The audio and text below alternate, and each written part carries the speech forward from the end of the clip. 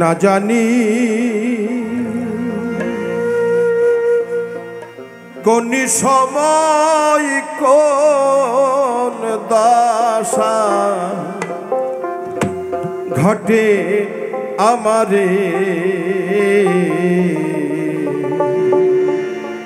বসব এমন সাধুর সাধু বাজারে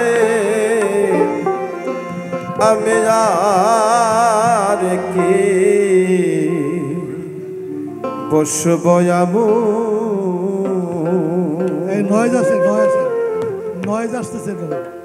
অনেকে জ্ঞানী, আমার চেয়ে জ্ঞানী আমি জানি।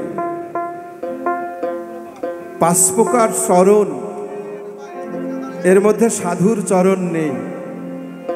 সাধু সকল চরণের ঊর্ধ্বে। দেবতারাও বাঞ্ছা করে, ফেরেশতাও বাঞ্ছা করে, আবার সাধারণ মানুষও বাঞ্ছা করে। সাধু থাকে সেই জায়গায়, যেমন আছে হাসেম পাগল। তা না হলে এত সাধুর বাজার এখানে বসবে কেন?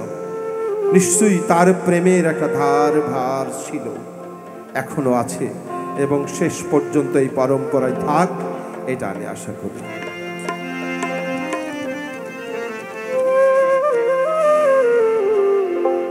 না জানি কোন সময় কোন দশা ঘটে আমারে এই সেই সাধু বাজার। এখান থেকে চলে যাব আবার আগামী বছর পলাশ খুঁজবে যে শফি মণ্ডলকে আজ দরকার ছিল, হয়তো সেদিন এখানে অনেকেই থাকবো না, হয়তো বা আমিই থাকবো না। সবাই সবার মধ্যে প্রেম দিয়ে একজন আরেকজনকে বেঁধে রাখো। সাধুর সাধি বাজারে আমি আর কি বসব না জানি কোন সময় কোন দশা ঘটে আমারে বসব এমন সাধুর সাধু বাজারে আমি আর কি বসব এমন।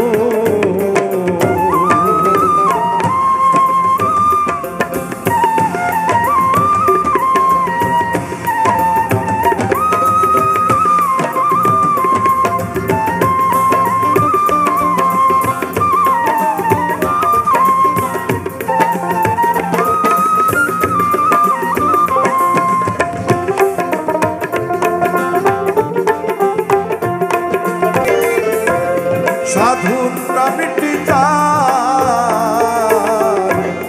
শাস্ত্রে ভাসে আছে গঙ্গা মা জননী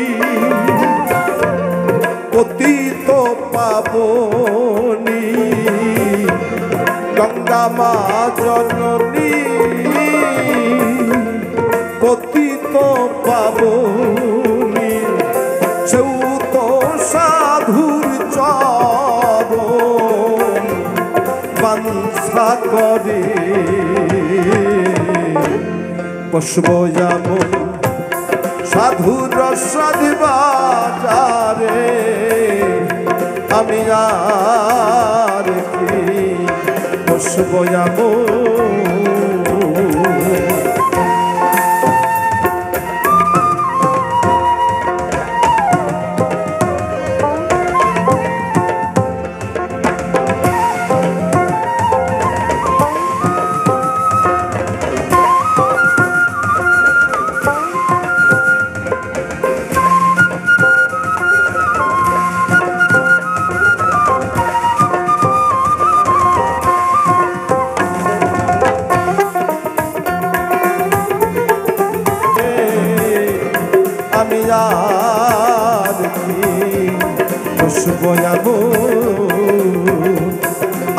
আর কি